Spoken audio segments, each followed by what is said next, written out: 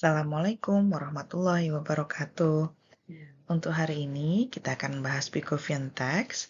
Seperti yang kemarin, mungkin kita lebih eh, membahas bagaimana Pickovian Tax itu bisa menjadi salah satu eh, solusi dari kegagalan pasar akibat dari negatif externality. Reminding yang kemarin, Pickovian Tax ya itu merupakan perhitungan tambahan atau aktivitas perhitungan tambahan di mana menghasilkan penambahan pada biaya produksi kepada pihak ketiga atau masyarakat pada umumnya.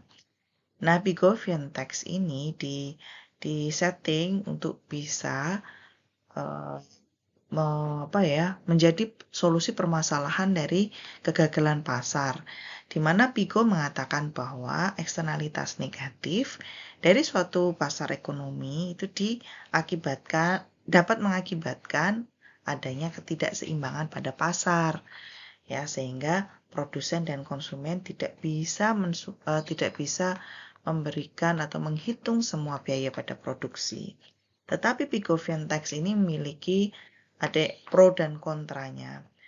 Beberapa pihak tokoh ekonomi mengatakan bahwa Pickovian Tax ini sebenarnya bisa mengurangi perhitungan eksternalitas negatif. Dan dia bisa mempromosikan adanya kesejahteraan masyarakat karena dia mensupport semua pembiayaan yang berdampak negatif kepada masyarakat secara keseluruhan.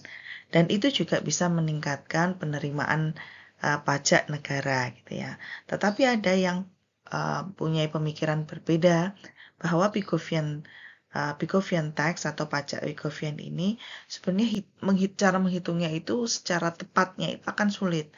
Jadi mereka pun akan menghitungnya hanya perkiraan dan kadang-kadang itu masih estimasi.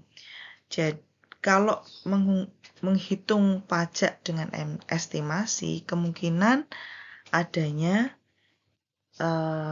perhitungan yang tidak sesuai, tidak pas, gitu kan? Dan itu menjadi tidak efisien. Itu juga bisa menghasilkan pembiayaan yang lebih tinggi kepada produsen, bahkan juga konsumen. Dan itu berdampak juga kepada beberapa area atau negara yang memiliki pendapatan yang rendah. Ya, nah ini adalah pro dan kontra dari Pickovian Tax. Bagaimana implementasi di Indonesia? Implementasinya mungkin bisa tidak kita labeli sebagai Pickovian Tax, tapi di Indonesia cara implementasinya ada di beberapa hal.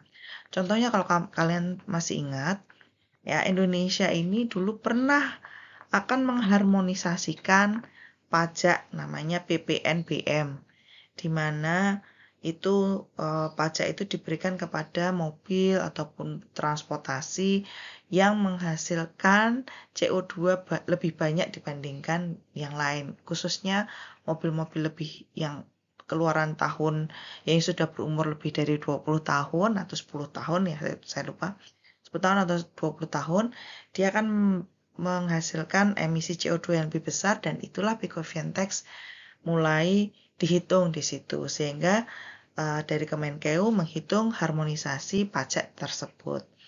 Akan tetapi saat itu tidak berhasil untuk diimplementasikan karena dinilai oleh DPR sebagai langkah yang tidak efektif bagi mereka dan tidak pas untuk Indonesia. Ya, dengan banyak sekali alasan sehingga harmonisasi PPNBM ini tidak berhasil.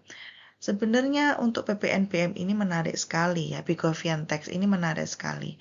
Karena jika memang ini terjadi, ya diimplementasikan, maka akan menghasilkan yang namanya teknologi lebih tinggi. Pasti pemerintah ingin booster atau meningkatkan penjualan ya mobil-mobil atau transportasi dengan low carbon. Contohnya mobil listrik ini sudah cukup banyak ya dan cukup banyak mobil-mobil listrik impor masuk ke Indonesia. Sehingga mereka berusaha untuk membuat pajak PPNBM ini bisa diharmonisasikan. Nah, itu adalah implementasi Bigovian Tax di Indonesia. Bisa kalian pikirkan kira-kira apa ya implementasi yang ada di Indonesia lainnya selain untuk PPNBM yang walaupun itu tidak berhasil karena tidak disetujui oleh DPR.